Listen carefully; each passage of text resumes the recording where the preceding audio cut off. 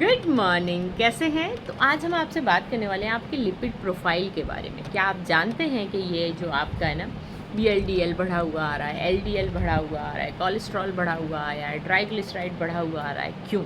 और HDL कम क्यों आ रहा है? तो चलिए छोटे छोटे कारणों को जानते हैं। चिकना ज़्यादा खाने पे, मीठा ज़्यादा खाने पे, बिस्किट ज़्यादा खाने पे, नमकीन ज़्यादा खाने पे, समोसे, कचौड़ी पकौड़ी।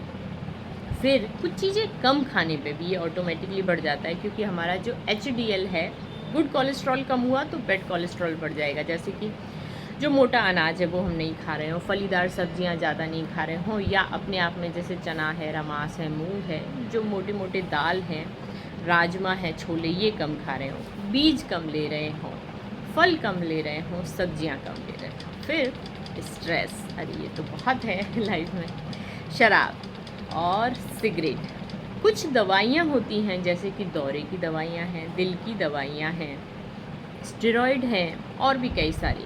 इनके सेवन करने से इधर लिपिड बढ़ जाता है। कुछ बीमारियाँ होती हैं जैसे मोटापा है, PCOD है, डायबिटीज़ है, हाइपोथायरॉयडिज्म है, किडनी डिजीज़ में आपका नेफ्रोटिक सिंड्रोम है और भी कई सारी। तो जब ये बीमारियाँ होंगी, सेकेंडरी इफेक्ट में क्या बढ़ जाएगा? लिपिड।